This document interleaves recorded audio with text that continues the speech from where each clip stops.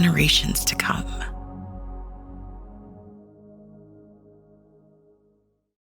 And welcome to another edition of the TDN Writers Room podcast brought to you by Keeneland. My name is Bill Finley. I'm a correspondent for the Thoroughbred Daily News. Also co-host the Down the Stretch radio show on SiriusXM, that famed announcer Dave Down the Stretch Johnston.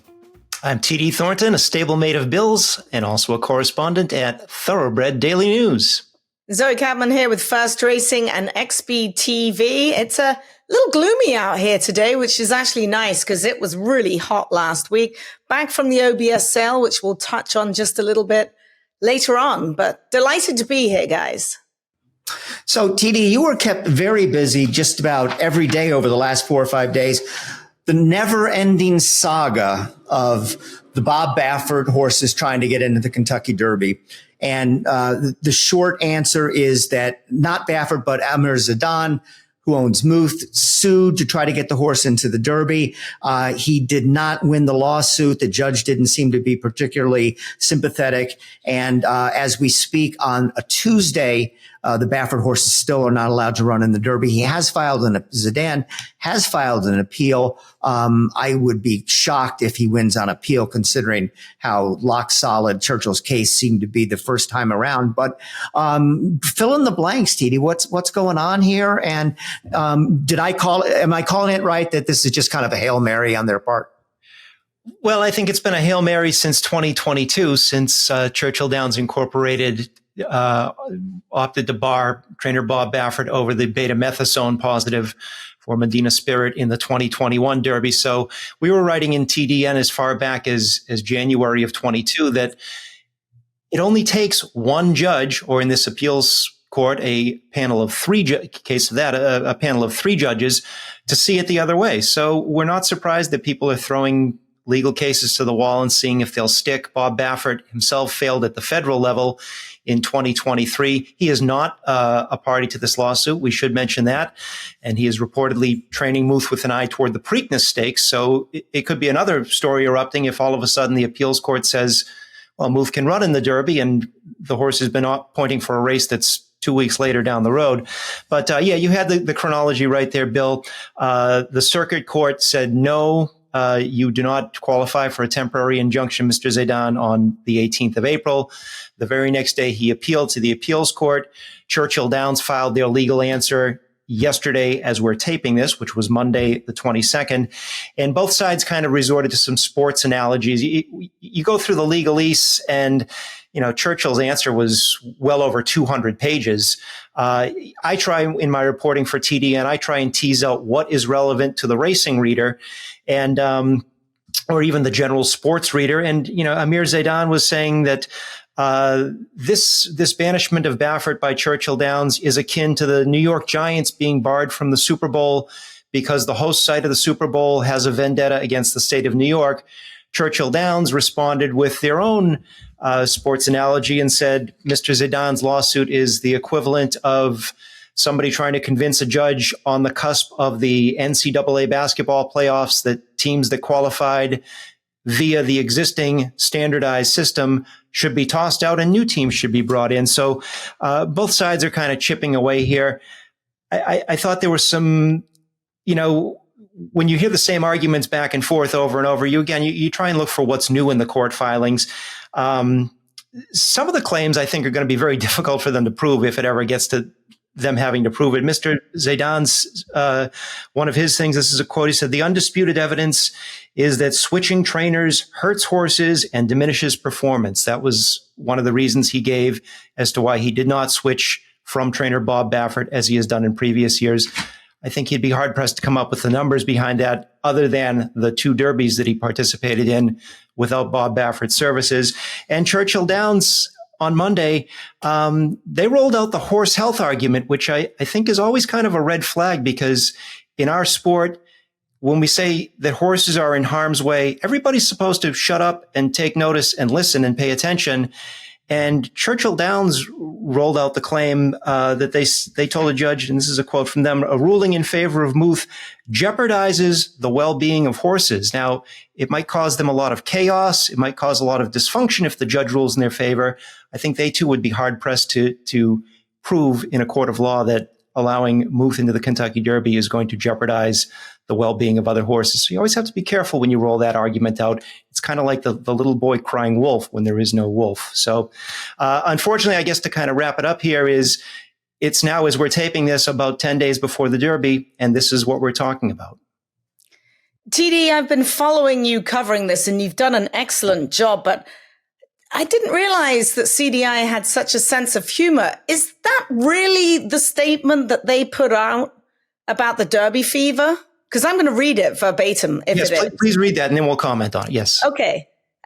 This is part of the statement. We are pleased with the court's decision today and believe Mr. Zidane may suffer from a case of Derby fever, which is known to spread with exposure to horses and is contagious at this time of year, CDI stated. Symptoms can contribute to questionable judgment and in extreme cases can result in litigious behavior. The CDI statement continued. There is no known cure. Nevertheless, we have communicated clearly about the rules of entry, which are the same for everyone and non-negotiable. I read that and I'm like, is this a joke? I too wondered if that was a joke, and they are playing very glibly with a very serious subject. And I think rather than picking apart what they said, sure, it was an attempt at humor on their part, but readers should know that it's very difficult to get statements out of Churchill Downs when they're on the losing side of things, or when things don't look like they're stacked their way in either the court of public opinion or in a court of law. However, when things do go their way, like that statement was issued in the aftermath of the April 18th ruling that said Mr. Zidane is not entitled to a temporary injunction to get his horse in the Derby. They were all too willing to come out. They were all too ready to come out with a statement like that. And if you're going to be putting out glib statements, well, be consistent with it. Just answer journalists' questions. It's hard to get information out of Churchill Downs, and then they only seem to supply comments like that when they win, and then they're a little over the top, too humorous. And I'm just going to read the end of it. Contenders cannot sue their way into the Kentucky Derby. We wish Mr. Zidane well in the future, and we appreciate both his passion for the sport and his desire to see his horses compete on the first Saturday in May, which was a little better. Yeah. So maybe it's over. We didn't know that they hired Don Rickles to write that that statement for him. I mean, it's just, sorry, I'm glad you brought that up because that was, I mean, it was just more odd than anything else. But TD, now we're also talking about a time frame where the horses to run in the Derby have to be on the grounds by this Saturday, April 27th. Right now, as things stand, Muth is not allowed on the grounds because of the Baffert ban situation. Is that how much of a factor is that in that? Even if this new judge might, in fact, rule in Zidane's favor, the wheels of justice spin slowly, that it could come after that Saturday, after the Saturday. Well, I think that the Court of Appeals is taking this in an expedited fashion. So the viewers might already know the result of this. And again, we apologize because the constraints of our taping, we're taping this on Tuesday, the 23rd. The ruling on the temporary injunction and the emergency status is likely to come out very quickly. However, the underlying lawsuit could linger for months, and then it will be up to Mr. Zidane if he wants to pursue that just to prove a point well after the Derby. It's not going to help Muth get in the Derby after the Derby has been run, but if he wants to try to prove his point, the lower court judge did say last week that we will go over this throughout the summer or throughout the fall or however long it takes to decide the underlying case if it gets pushed that far. Right. There was an interesting letter to the editor in the TDN from Nick Demerick, who's a very well-known bloodstock agent. He brought up some good points, though I don't think it's going to change anything. He suggested that by leaving Baffert out, it's now a restricted race. It doesn't say in the conditions horses trained by Bob Baffert are ineligible, but it is in effect made some of the better horses in training for both the Kentucky Derby and Kentucky Oaks not allowed to run, just as if there was some sort of condition where you couldn't run a 4-year-old in a race for 3-year-olds only. And he says if it's a restricted race, should they downgrade it from a grade 1 status? Should it not be graded at all? That's obviously never going to happen. But if you think about what he said, Zoe, makes a little bit of sense. I mean, we've never seen anything like this, but this is, graded stakes races are supposed to be wide open with no restrictions other than the obvious things, like I said, fillies and age and stuff like that, but never a restriction basically keeping one stable out. What did you make of what Nick DeMerick wrote and said? I thought he was absolutely right. I mean, those are the conditions in the condition book. It's the Kentucky Derby is a non-restricted stake. So yes, Nick, who is a very good 2-year-old consigner down in Ocala, he's sold an awful lot of good horses over the years, and he's a very sharp guy, him and his wife, Jackie. I thought it was a very well put letter. It was short, it was sweet, it was to the point, and he does have a point. Probably nothing's going to happen, but it was very interesting. It pricked my ears. It's an interesting thought exercise. However, let's widen the lens and look at the setting. Looking back at recent history, we're in a period, I think, when many years from now, people are going to look at the history of the Kentucky Derby and say, this is when it changed. There was this string of dysfunctional derbies, if you want to call them that, starting in 2019 with the questionable disqualification for an in-race foul of maximum security. 2020, sure, it was beyond Churchill Downs' control that they had to run the Derby in September, but that also altered the Derby landscape. It was a step away from established history and precedent. And in 2021, we had Medina Spirit's disqualification because of the betamethasone positive. And 22, 23, 24, all three of the past derbies have been run under a cloud of litigation. So I think in the long run, people are going to look back at this era and say something really changed. I don't know if it's going to be for the good or for the bad.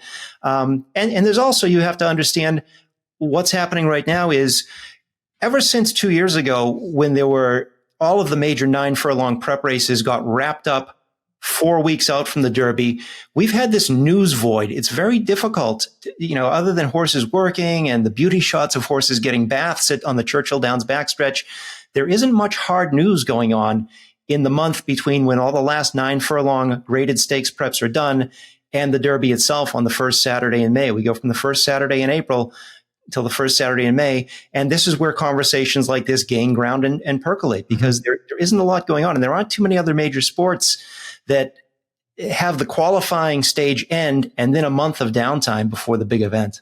Sorry, go ahead. Sorry. I'll say one thing. I mean, I'm immersed in it out here in Southern California, and I don't have a case of Derby fever whatsoever. It's how many days are we away? Not that many. And I don't know. I mean, are we covering it correctly? Is it just because I'm out here in Southern California and Baffert doesn't have the favorite going forward? I don't know, but it does not feel like we are 10, 12, 14 days away from the first Saturday in May. It doesn't. Do want to remind you that the TDN Writers Room is brought to you by Keeneland.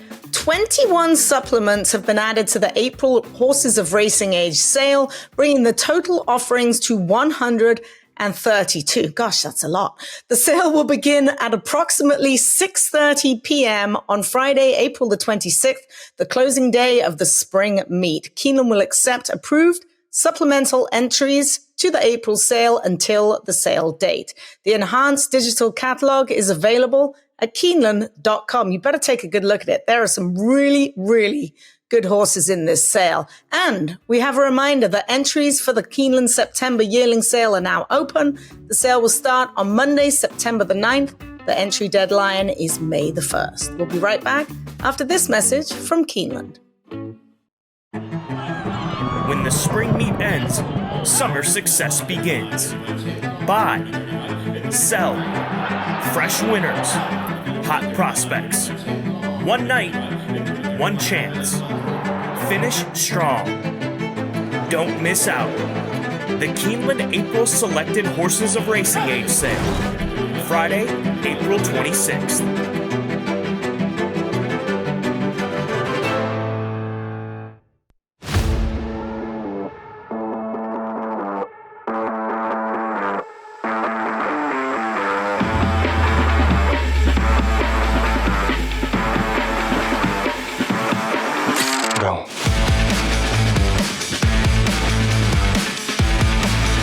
Player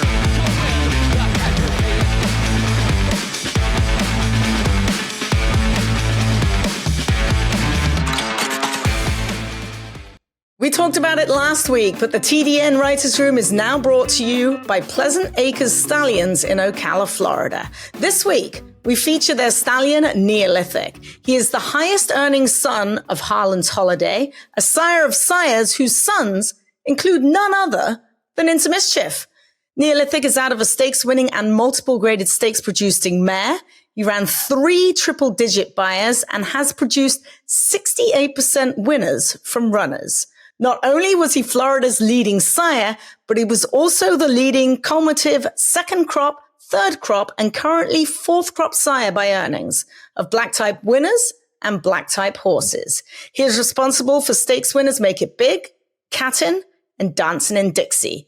Consistently successful with a $175,000 OBS 2-year-old, Neolithic stands at Pleasant Acres for a mere $5,000. The fastest horse of the week is brought to you by the Fast Sires at WinStar, and this week that horse is Independence Hall. Independence Hall is Constitution's only undefeated 2-year-old at stud. He won all his 2-year-old starts by a combined 17 lengths, including the Grade 3 Nashua Stakes by 12 1/4 lengths. In that race, Independence Hall earned a 101 Beyer speed figure, the fastest of his crop. He earned another triple-digit Beyer at age 4, winning the Grade 2 Fayette Stakes by 7 1/4 lengths. Look for Independence Hall's first yearlings this summer. He stands for $10,000 at WinStar. Now, who is that fastest horse of the week? That would be none other than Skippy Longstocking, who ran a 107 Beyer in winning last Saturday's Oaklawn handicap. He enjoyed a perfect trip, stalking in second behind a 60-1 stablemate, and has now earned triple-digit Beyers at a mile and a 16th, and at 9 furlongs. And we just got done with the OBS April or OBS Spring Sale. And Zoe Cabin, you are our expert in this field. What are some of the stories you came back with? Who were the hot sires? Who was everybody talking about? Well, it was a very successful sale. They sold over 4 days. I was there for a 7-day breeze show. They sold horses in the range of $82 million. 633 horses sold at the auction. There was a 19.2% buyback rate, a little bit higher than last year. Last year, it was 16.8. The median was up to 70,000 from 65. All in all, it was a successful sale, but we've seen this time and time again. There's some polarization in the market. All the good ones, everyone's on. I mean, you could be Ray Charles and know that 'Tis the Law filly was going to top the sale for $1.9 million. You could also see into the future and know that Hall of Famer Bob Baffert was going to buy her. So Bob, it's good to be Bob. Bob pretty much left with the top lot on every single day of the sale. He picked up a filly for $775,000 by Caracaro, a new stallion. I like what I've seen from the progeny of Caracaro. I spent some time in Saratoga when actually he ran in the Travers, and he's a big, good-looking horse. Vacoma, we already mentioned him. Global Campaign really perked my eye. There weren't a whole lot of them in the March sale. He's a half to Bolt Doro. And he had a lot of horses sell for a lot of money. Volatile, Practical Joke. I mentioned 'Tis the Law. Overall, the first crop sires did extremely well indeed. But I mean, if you're looking for some of the new ones, Volatile, Global Campaign, Vacoma, they all did great. And, what can you say about 'Tis the Law, who stands at Coolmore? That filly was pretty awesome. Now, it's hard to justify spending $1.9 million. However, we'll see. She's already out here in Southern California. She's at Los Alamitos right now. And win. The sale topper from last year is in Bob's Barn at Santa Anita, and she's doing really well. So lots of good things. You're right, Zoe. Unless it comes to the Kentucky Derby, it's still very good to be Bob Baffert. So another story that was written about and talked about last week, we all know that Charlie Appleby, when he comes over from England with these horses, that his success rate is just unbelievable. Right now it stands, he's 32 for 83 in North America with a 39% win rate. But what is even more impressive than that is all 32 winners have been stakes horses, 31 of them graded stakes victories. And, this might have been a long time in coming, but it makes perfect sense. He's sending so many horses over here doing so well with him that he's now setting up a U.S. string. He said it'll be about 12 horses. It's going to be at Keeneland for the near future, then go on to Saratoga. And lo and behold, it's already paying dividends in the Elkhorn Stakes. The wrong half of the Charlie Appleby entry, Silver Knot, it was 5-1. Won. Bold Act, who was the 1-2 favorite, finished third. So even when Charlie Appleby sends out a relative dud in Bold Act, he still wins the race with his second string horse. Zoe, this is exciting. I hope that we see Appleby make, starts. And for instance, if he's coming to Saratoga, at least in the turf races, I hope that he would be involved in, most of the turf stakes races at the meet. I think this is going to be, really positive development and something that can grow from here. It's going to be really interesting. Charlie does so well shipping horses from Europe, winning races and shipping them back. And you're kind of turning up the apple cart, so to speak. He's a brilliant trainer, but those horses don't have to spend weeks training on dirt, whether it be at Keeneland, whether it be at Santa Anita, whether it be at Saratoga. There is a big difference training your turf horse, and they're going to be predominantly turf horses, on the main track every day, which is something that these horses have not had to encounter. They'll, have a little happy hack for a few days when they ship over and try the main track. But there's a huge difference for turf horses training on the dirt every single day. So I'm going to be really interested to see how this pans out. And I have no question that Charlie knows exactly what he's doing over here. But I can remember a couple of years ago at Saratoga when Aidan O'Brien sent a few horses to train on the main track every day at Saratoga. And they kind of did their usual gallops, and they trained and they trained and they trained. And then you couldn't find them with a search warrant. They were tired after training on the dirt for, a month, 6 weeks. It's a whole different type of training. So that's just my thinking. Call me crazy, but I'm really looking forward to it. That's an interesting, I hadn't considered that. I mean, you're trading off the rigors of having to ship cross continents and over an ocean. They're very good at it. And now you're going to have to introduce that new variable there. So that is something to think about. Yeah. So I'm sure they'll win everything in sight like they always do, but it's just a little thought in the back of my mind. Yes, Chad Brown versus Charlie Appleby in all turf races at Saratoga this year will be one of the stories to watch. So, but it's great to have Appleby over here with an even fuller role than he has in the past. Now I'm going to try and do my best Randy Moss here. Should I take a deep breath right now? The TDN Writers Room is brought to you by the Pennsylvania Horse Breeders Association. The PA Horse Breeders kicked off their 2024 stakes program with the first two of its 23, am I reading that correctly? 23 $100,000 stakes for PA breds. Wow. The Unique Bella was won by Morning Matcha, bringing her earnings to over $900,000. The Paige McKenney was won by Farmo Power, boosting his earnings to over $400,000. His breeder, Peter Giangiulio, will receive $24,000 in Breeders' Awards just for this race, as PA breeders of PA sired horses receive a 40% breeder award. I'm getting a PA bred. This is crazy. Also, Whitty got his year off to a good start, winning the $100,000 King T. Leatherby Stakes at Laurel on Saturday. Whitty is a Pennsylvania half-bred brother to Caravel, who has now won stakes races at ages 2, 3, 4, and 5 to become a PA breeder and eligible for a piece of a $30 million breeder incentives.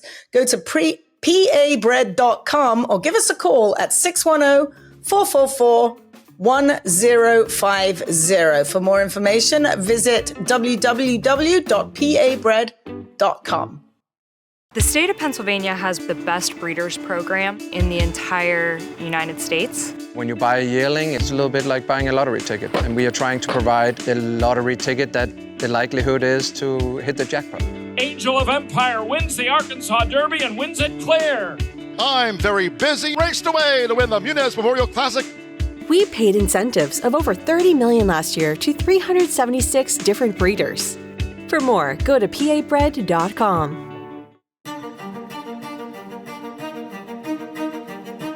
phenomenal talent, brilliance.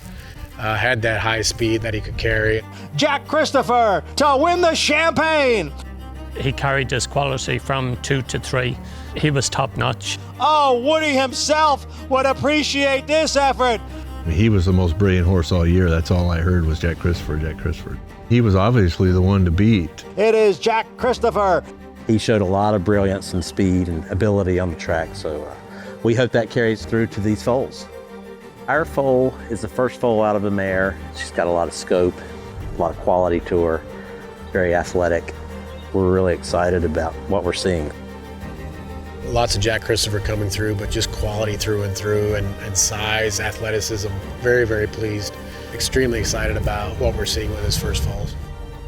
The Blue Guyana colt, he's big and strong, healthy, straightforward, smart, balanced. The My Sugar Bear foal, this filly is beautiful, a lot of bone, correct. I don't know what else you'd want. Can't say enough good things. I don't think size is going to be an issue with the Jack Christophers. They seem to have more length of leg, which is going to lead to more size. I know it's very early days, but they're so easy to deal with as well. Those 7/8 mile type horses as stallions, it gives you so many options just for breeding lots of winners. You know, there's so many races at those distances, and you can breed sprinters by those stallions, and you can breed classic horses by those stallions. Great versatility and potentials there, and I think the best is yet to come for Munnings too. So I think we're only going to see that sire line, that branch of the sire line, only continue to improve.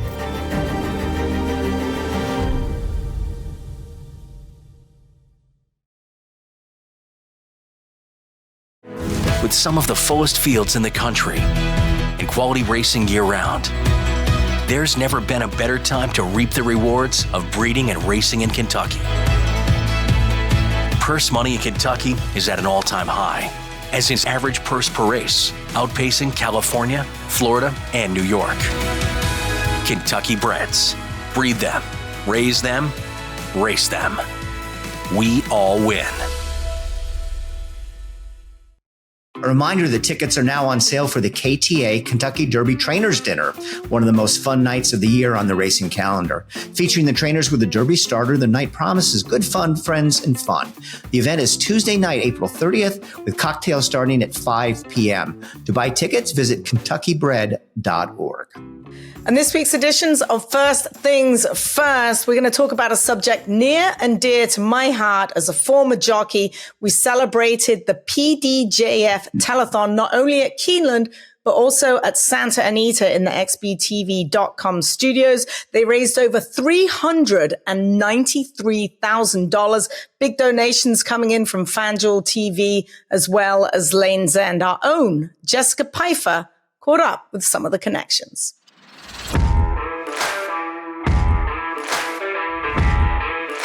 Just tell us how important this cause is to the jockeys here, especially at Santa Anita Park. Well, this is utmost important. These riders have given their careers and they really appreciate any money that comes in to help their lives. You know, there's not much that comes in when riders get injured after 2 years. So this helps them just survive. And the more that comes in, the better, of course. And we've had some great donations today that it's just amazing how people act toward these riders. Armando, Michael, Eddie, it just couldn't be more grateful. Yeah, it's just we're grateful that everybody just steps to the plate in this difficult times. But it really helps these riders' lives moving forward. Armando Rivera, I just want to talk to you personally. How much did the PDJF help when you were in your accident, and how much has it changed your life? Wow, I mean, there's nothing like the PDJF. I mean, they step up to the plate. I mean, we wouldn't be able to survive without the PDJF. So, I mean, they've done a great ordeal. I mean, the biggest thing in my life is that they have made me able to survive and help me with all my, with my needs, my payments, with all my needs. So I'm very grateful to be here, and I appreciate and tell everybody thank you for all the love that they have given the PDJF.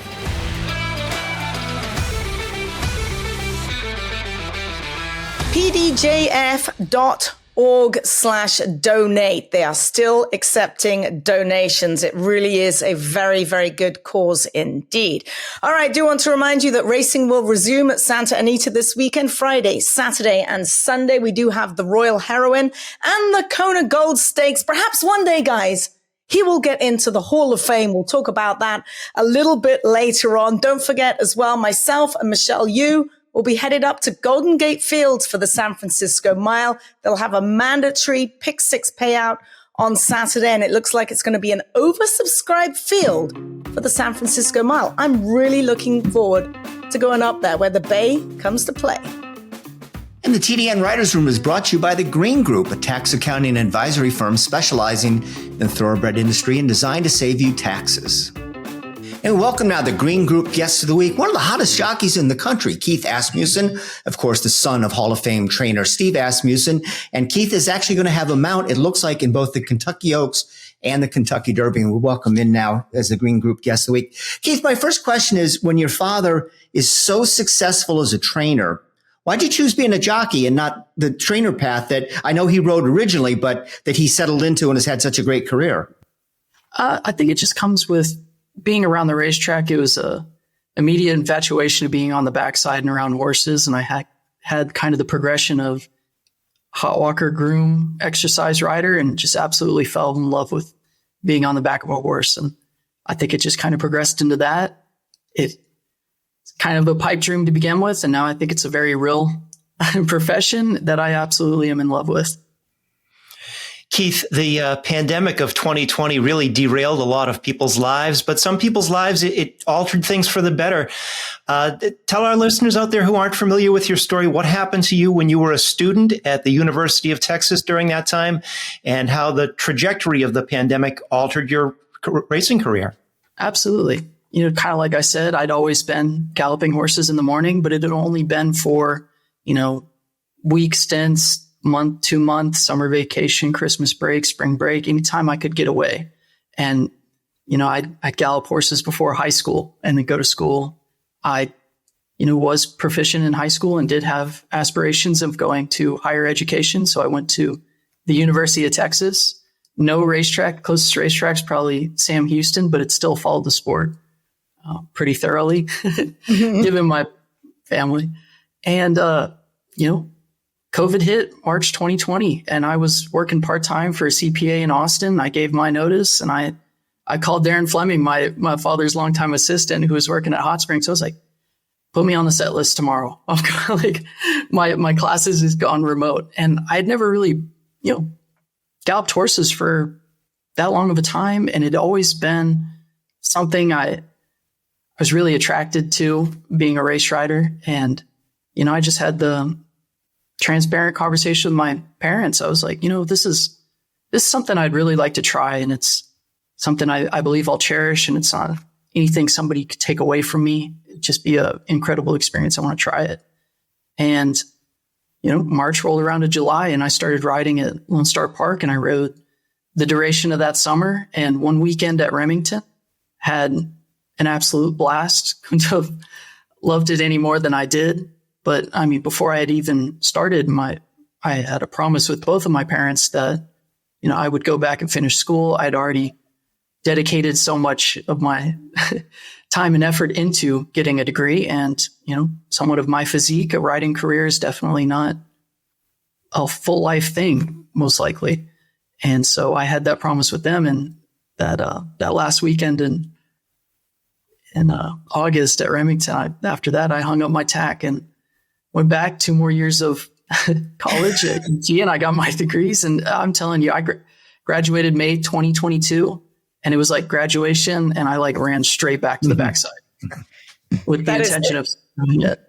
It's been so much fun watching you from afar, not only grow up around the racetrack, but seeing the progression that you've made. What did your parents say when you ran from your graduation pretty much to the back of the horse and was like, I fulfilled my part of the promise, and now I'm going to be a fully fledged jockey? What did they say? Were they worried for you, or they just let you go with it?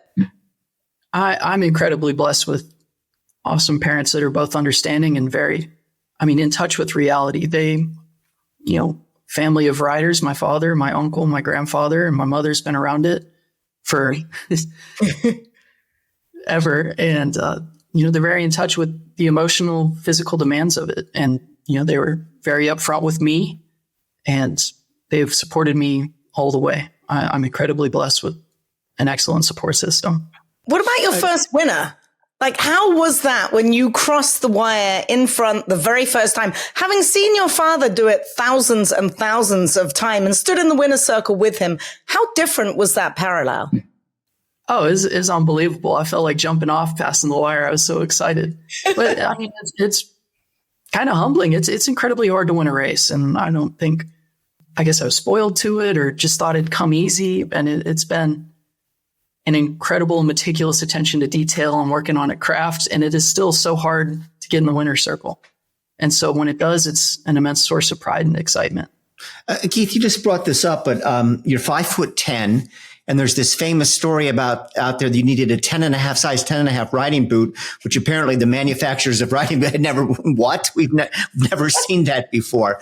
It looks like you're doing a great job keeping your weight down, but how big a battle is it? And do you think eventually this might be just a little too hard? It's gotten easier than anything. Okay. Just kind of trial and error, figuring out what works and what doesn't work for me. I do respect the reducing because it's something I don't see as, separate to riding. It's like, you have to do this to do what you love. And so I think I treat it with an immense amount of respect and, meticulous attention to detail. And it's kind of gone well for me. My parents make fun of my parents and my brothers. I could eat the same thing for dinner for 2 years in a row. It's like, if I like how it makes me feel and it's working, I was like, I don't want to change anything. And what is that? A lot of avocados, a lot of fish, a lot of eggs. I keep pretty basic. Keith, in the Derby, you'll be riding Just Steel for trainer D. Wayne Lucas. This is a horse who has yet to win a graded stakes race, but he's been second 3 of 4 races this year. You were on him in his last start, and I assume you'll be partnering with him in the mornings. You're going into the Derby with the pressure of it being your first Derby, obviously, but not the pressure of riding a favorite. You'll be riding a long shot here. Tell us something about Just Steel that the betting public doesn't know about him that's not evident in his past performances. Oh, man. The first thing I wanted to shout is evident in his past performances. It's a horse that's, competed at the pinnacle of the sport for the duration of his lifetime, breaking his maiden at Saratoga, winning the Ed Brown at Churchill, every prep at Oaklawn, and has showed up as a competitor every single time. I was lucky enough to work the horse before he ran in the Smarty Jones and thought the world of him immediately. He's a massive, big striding horse with a ton of talent, class, and an excellent mindset that, just gives you a world of confidence in him. You speak of the pressure of the Derby, but when you ride a horse like that, he just gives you unbounded confidence in him. And how is it riding for the coach? Not only do you ride Real Steel, but you're going to ride Lemon Muffin in the Oaks for Hall of Famer D. Wayne Lucas, who basically you grew up around as well. That's got to be such an awesome feeling. And your dad must be so, so proud of you. Awesome feeling. Like you said, a horseman that has literally changed the game into what it is. And for him to put his confidence in your ability, there's nothing more invigorating than that on a professional level. Our families are incredibly intertwined, I believe. Like, he and my grandfather got connected in 1964 at Park Jefferson in South Dakota and went down to Laredo, Texas together. And that's where my grandfather and grandmother have been for, the rest of time. And you spoke about my father being excited for me. And I do feel like it's an incredible source of pride for him as well, because, he is my biggest mentor, teacher, coach, supporter.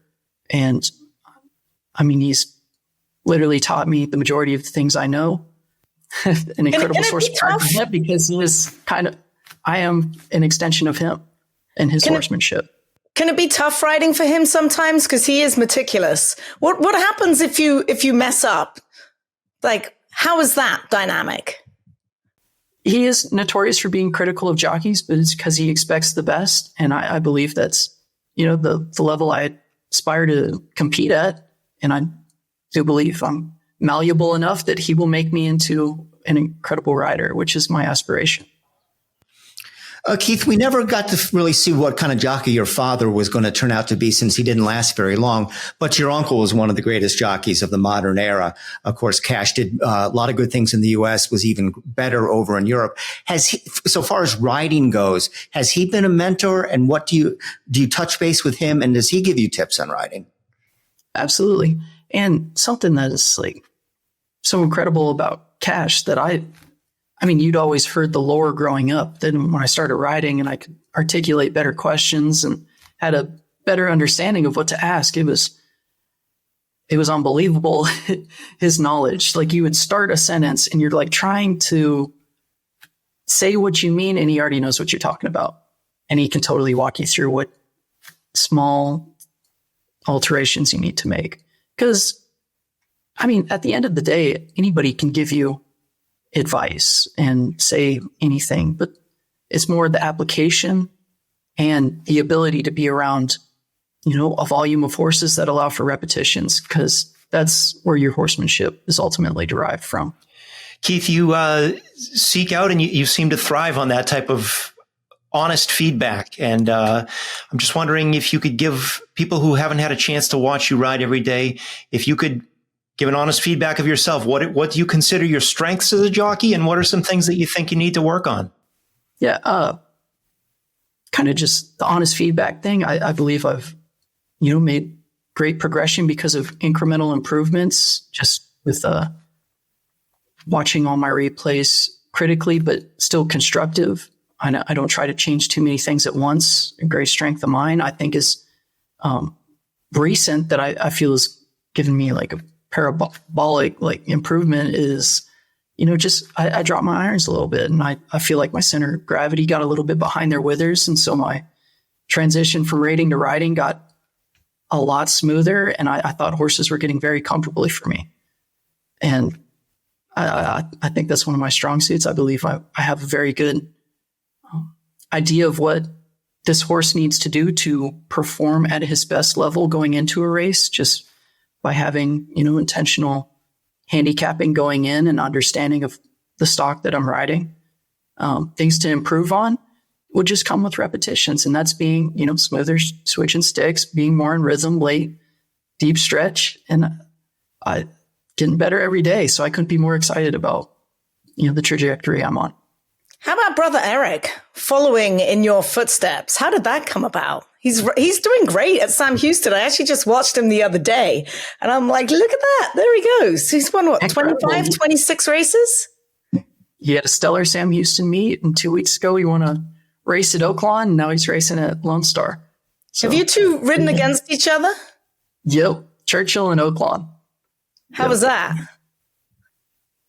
Couldn't be more fun. No, it's incredibly special, and I take pride in thinking that I was a source of inspiration for him, because it's such a feeling that's so incredible. You want other people to experience it. It's truly so much fun, and at the end of the day, to be on a thoroughbred racehorse at full flight, there's no feeling that's even close. It's incredibly profound, and so to see him also be able to do it and have success is unbelievable. Keith, your father rides you a lot, but so do now a lot of other trainers. You're not just riding for him. For instance, the Lucas thing. There's been plenty of races now where you're competing against your father. What does that feel like? And do you have any stories of beating him by a nose or something? And he wants to come back. He doesn't know whether he should hug you or strangle you. Just really doing my best at hustling business or identifying horses that I want to ride in particular spots and being upfront with connections. And I am, very excited with how business has picked up. As far as riding against my father, funny stories, it's like the Arkansas Derby. His riders come back. He's like, what happened? I was watching Keith. How'd you do? Oh, that's awesome. With regard back to Just Steel in the Derby, we haven't drawn the post positions yet, so obviously we don't know where you're going to be breaking from in the gate. But do you and the coach, have you gotten together and do you have kind of an ideal trip mapped out for Just Steel? It's incredibly malleable at this point because we haven't even drawn the posts. There is an ideal, and we've had conversations, but as far as, kind of getting it down to specifics, I don't think we're close without a draw. You mentioned before we came on, you're in Louisville right now. You do ride at Keeneland on Wednesday. By the time this airs, you probably will have ridden already. Talk to us about who you ride on Wednesday and what kind of pressure you might be under. I made the joke before we started the podcast. Walking around the backside this morning at Louisville, people asking me, nervous for the Derby? Are you anxious? I was like, shoot, I'm nervous for tomorrow. I ride a Indy Beyond Cones, Viva La Bred tomorrow. So and she's my girlfriend. I'm nervous for that, man. One day at a time. That's pretty awesome. Yeah, the pressure will be on riding your girlfriend's horse. For Patrick Biancone, let's just be clear. You've got two of them that you have to please tomorrow. Yep. And an exceptional horseman as well. I was lucky enough to go down to Gulfstream multiple weekdays during the Oaklawn meet earlier in the year and thought the world of his horsemanship and understanding. And it's great. I will say one thing. You might be about the best spoken jockey that we have ever had on this podcast. Absolutely. Maybe you only want word parabolic in an interview. Yeah, right. Yeah, absolutely. Yeah, that master's degree has served you well. All right. So we want to thank Keith Asmussen. What a great story. He's only about in his second year of riding, and he's getting to ride in the Kentucky Derby. Not only getting to ride in the Kentucky Derby, but being able to ride for one of the greatest of all time, trainer Wayne Lucas. Keith, thanks so much for everything, and best of luck in your career going forward, and best of luck in the Derby and the Kentucky Oaks. Thank you, Bill. Thank you guys for having me. Thanks, you. Keith. As the Green Group Guest of the Week, Keith Asmussen will receive a free 1-hour tax consultation with the Green Group, and the way he's winning races, he's going to need this, by the way. For more information on how the Green Group can save you taxes, visit www.greenco.com. We'll be right back after this message from the Green Group. When it comes to the horse industry, tax laws are complicated and unique. That is why most people overpay on their taxes. Why not get a second opinion from the top-rated accounting and tax firm in the thoroughbred industry? With over 800 clients in the horse business alone, the Green Group has the expertise to save you taxes. There is a reason the most successful owners, breeders, trainers, vets, and horsemen use the Green Group as their tax advisors. We save you taxes. Over the past 40 years, the Green Group founder, Len Green, has owned and bred some of the best racehorses in the history of the sport. His DJ stable competes at the highest level and has received the game's most prestigious honors. Len Green's in-depth, hands-on industry knowledge, combined with current-edge tax-saving strategies, produces positive tax-saving results for clients. Take advantage of this special offer. The Green Group will give you a complimentary and confidential review of your tax return. Contact us at 732-634-5100 or visit our website at www.greenco.com.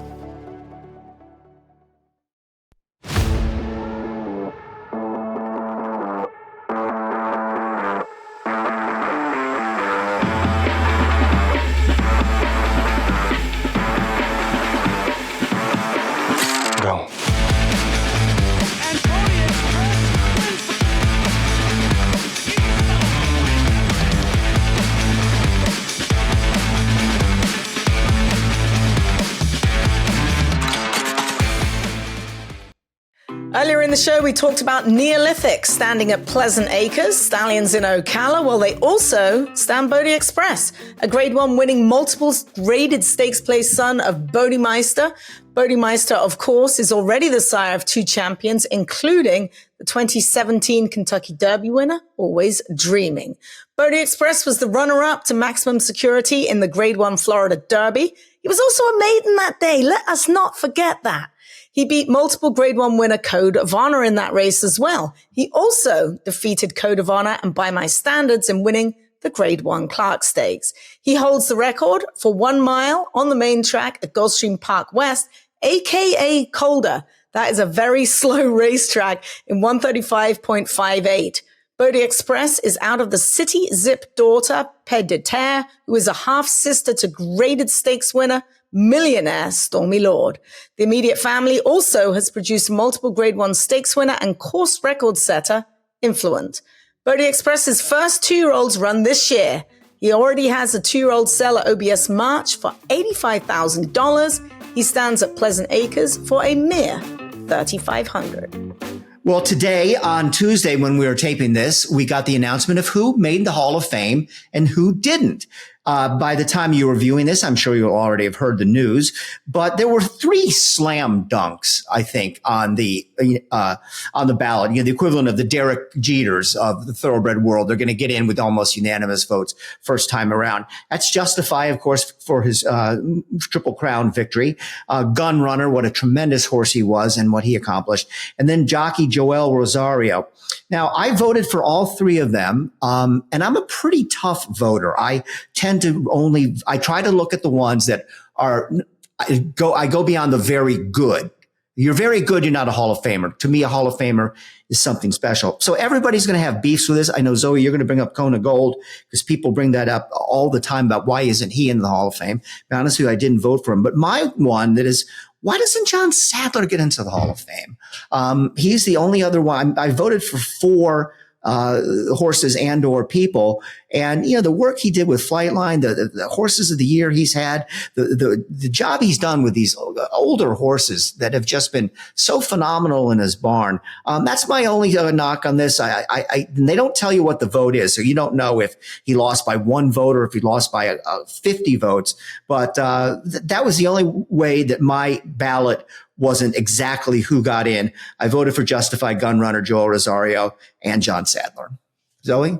Well, maybe when Eagles Flight wins the Breeders' Cup Classic, he'll get in then. We're going to talk about Eagles Flight in a minute. He's a half brother to Flightline. But yeah, he is most definitely a candidate. I'm delighted about Justify and Gun Runner, who not only, it's rare, they prove it on the racetrack, and now they're proving it in the breeding shed as well. Those 2 stallions have been absolutely phenomenal. As for Joel Rosario, I remember when he came down from Northern California, he was like this spotty little kid who just showed up and was just brilliant. He did really well, learning how to speak English. And, you could ask him, I remember interviewing him one day, and at the end of the interview, I'm like, this race is on the grass, right? And he's just such a natural that it didn't matter. Things come to him so easily. Like, he doesn't overthink things, which make you a Hall of Fame jockey. Who cares if he doesn't know he was riding on the grass? He rode the race as it came up. And I think that is one of his key strengths, is that he does not overthink things. So delighted for Joel Rosario as well. I can't believe that he's been riding for that long and he's already in the Hall of Fame. It seems like it was just yesterday. It really does. I'm aging myself. Oh my God. And he's only 39 years old. I mean, it's a quirk of the way our sport is and the way the Hall of Fame is. And I don't vote. The Hall of Fame is not my thing. But, we vote in athletes who are still competing or athletes who had very short careers if they're racehorses. So, for example, I would think that Joel's going to have maybe some of his better years ahead of him, and he's already a Hall of Famer. And then you look at Justify, who crammed by virtue of his Triple Crown win, and it was a scintillating spring of 2018. But he's a Hall of Famer based on only 3.5 months of clocking in and clocking out. So Gun Runner is the one that stands out to me among the group there. His career nearly overlapped with Justify's. Let's not forget that Gun Runner won his final race, the Pegasus Invitational, 3 weeks before Justify won his maiden race.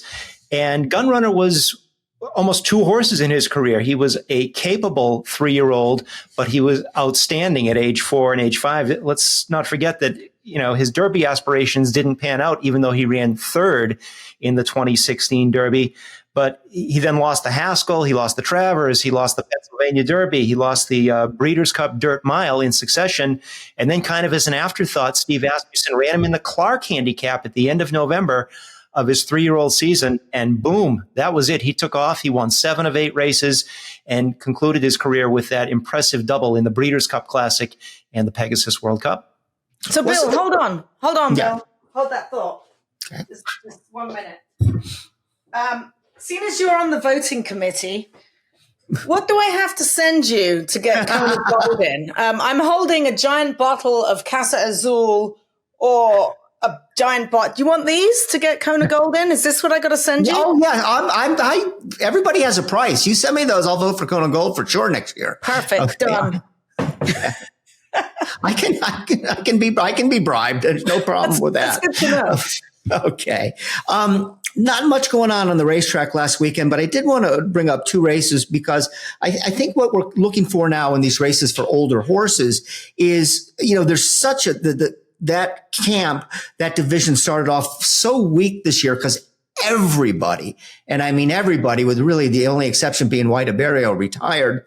So who's going to fill the void? Skippy Longstocking, I thought looked pretty good in the Oaklawn handicap, but it was one of the weaker Oaklawn handicaps we've seen for a while. Maybe they need to raise the purse. I mean, 1.25 million is not enough, and then might as well just make it 5 million. They got the money. Go ahead and do it. And then I thought a horse that is maybe more promising than even Skippy Longstockings is King's Barnes, who won the Louisiana Derby last year, then flamed out, and then was brought back and won the Ben Ali in a second start this year for Todd Pletcher. Looks like that horse showed a lot of promise last year. It didn't pan out. Pletcher's brought him back. Can he get him to be one of the leaders of the division? I think he's got a shot. I would think, come Breeders' Cup time, that might be a horse we're taking seriously in a race like the Classic. The rare specialist at 1 mile and 3/16. Well, he's lightly raced. He's only raced 7 times, but he's won 5 of those races, and 2 of his wins at that kind of an oddball distance. We know it most obviously for the Preakness. He didn't compete in the Preakness. He won the Louisiana Derby at 1 mile and 3/16, and then he won on Saturday at Keeneland. Yeah, King's Barnes looked really good, and he was the recipient of a really good ride by Louis Sayers, who took him back from off the pace because he broke right on the engine, and he rode him very, very smartly. So I think he's got a big future ahead of him this year. And as for Skippy Longstocking, he just keeps winning. He's just an overachiever without question. He's just a cool dude. One thing that might come out of this, if they stay healthy, could Skippy Longstocking perhaps wind up in the same race as White Abarrio? And if that happens, how much would Snuffy Joseph want to win that? I mean, he'll say all the right things because he's not a guy that courts controversy or anything like that. But that would be a big story within a story. And I'm sure he would love to take him down on the Whitney or something like that. So stay tuned for that. And we just talked about Gunrunner being one type of horse at age 3 and then later at age 4 and 5. Well, same story, maybe not at the same level yet for Skippy Longstocking, but at age 2 and 3, he was 2 for 13, didn't run in the Derby, but he was 5th in the Preakness. He was 3rd in the Belmont Stakes. And now at age 4 and 5, he's won 5 of his last 10, and he takes it on the road. I believe he's won his last 7 races at 7 different racetracks. Yeah, the Charlestown Classic was absolutely superb. Around 16 turns at Charlestown. But yeah, he's not a horse for course. He really isn't. He's almost like a throwback horse. Like he'd throw in a clunker every now and then, but he just keeps on chugging. The TDN Writers Room is brought to you by XBTV. Now, guys, pay attention to this work. I already tipped my hand a little bit earlier, but the work of the week is Eagle's Flight, who worked 5 furlongs solo in 59 and 4 for trainer John Sadler this past Thursday. Who's Eagle's Flight, you might ask? Great name, by the way. He's none other than the unraced 3-year-old half-brother to Flightline. By Curlin in the John Sadler barn. He's been working steadily towards his career debut. No word from the Sadler barn when he's going to run, guys. But judging by this work, that's a good time. Did it on his own, and he looks tremendous. We'll probably see him in the entry box very, very soon. A homebred for Summerwind Farm.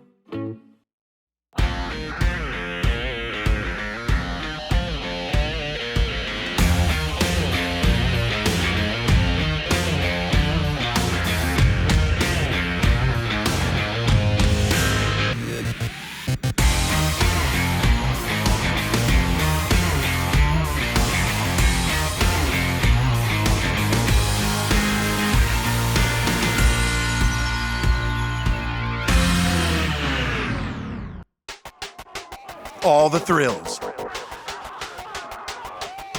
Fraction of the bills. Experience the power of the partnership. Change your life, make new friends, and compete at the highest level of thoroughbred racing. West Point Thoroughbreds, the gold standard in racing partnerships. Visit westpointtb.com.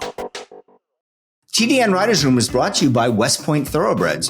Joining a West Point partnership can vault you into the world of instant camaraderie.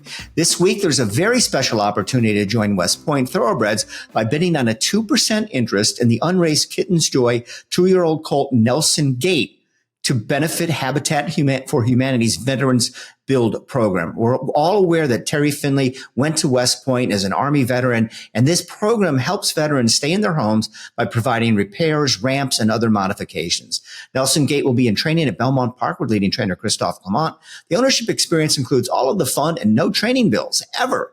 You have access to the paddock and hopefully the winner's circle, invitations to partner and industry special events, and any net racetrack purse distributions the horse may earn. To learn more or to make a bid, email Sue Finley at thetdn.com.